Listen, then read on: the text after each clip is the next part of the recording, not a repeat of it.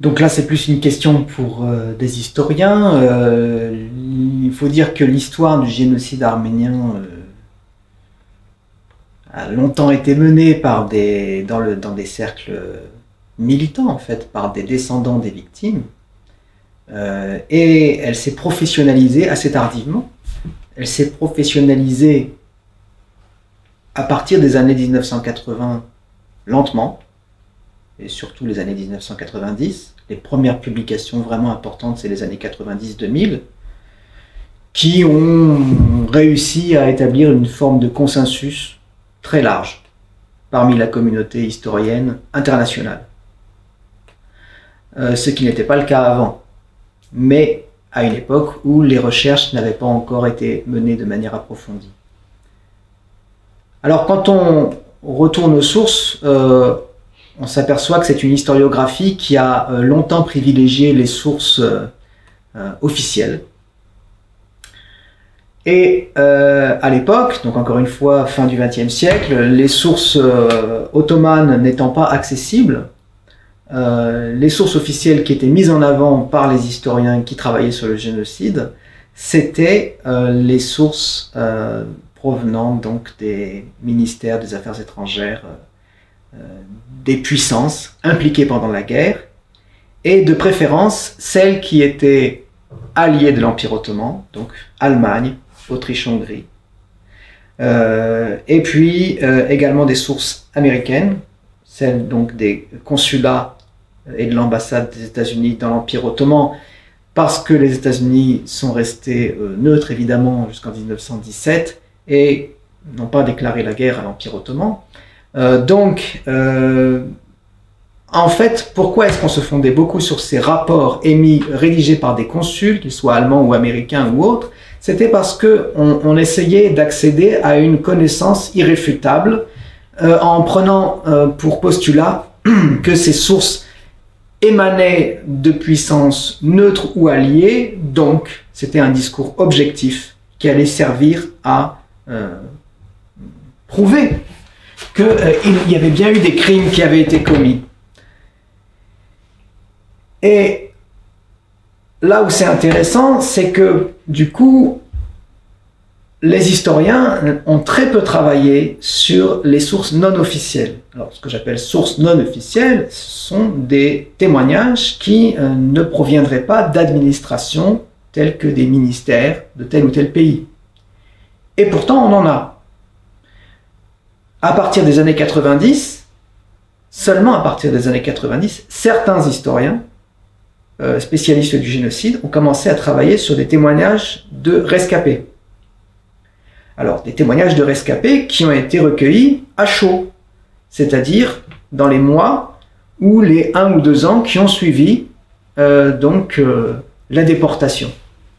Et des témoignages comme ceci, il y en existe plusieurs collections. Une partie se trouve à Paris, une partie à Jérusalem, une partie se trouve en Arménie, et il y en a encore dispersés dans le monde.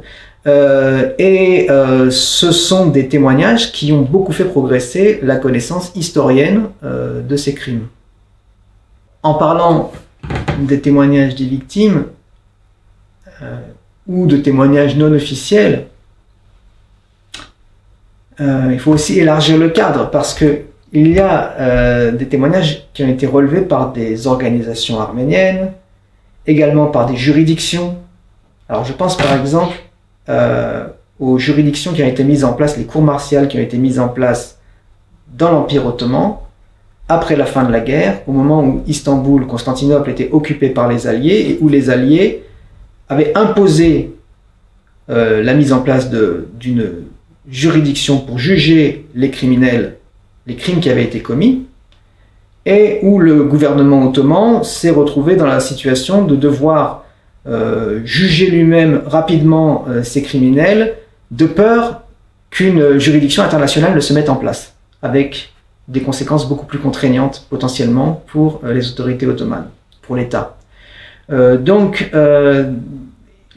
crimes ont été évoqués devant ces cours martiales de manière extrêmement détaillée, très précise, avec donc des instructions menées de manière sérieuse et beaucoup de témoignages de bourreaux de gens qui ont participé à la perpétration du génocide à tous les niveaux, ont été recueillis par écrit.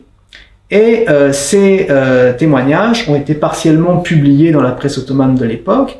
Également, il y a eu des copies qui ont été délivrées à des organismes, notamment au patriarcat arménien de Constantinople, qui existe encore aujourd'hui, et qui a donc conservé une grande partie des actes de cette instruction, qui également servent de matière donc aux historiens aujourd'hui. Puis enfin, il y a également, de manière plus informelle, des campagnes de recueil de témoignages oraux qui ont été effectués, mais beaucoup plus tard. Je pense qu'on peut dire que c'est dans la foulée de ce qui a été initié, notamment aux États-Unis, autour des témoignages de survivants de la Shoah. Et donc on a eu également dans la diaspora arménienne, à une échelle beaucoup moins importante en nombre, on a eu également ces campagnes, que ce soit au Liban, en Palestine, en France, en Argentine, aux États-Unis bien sûr. Et ça a contribué à constituer des collections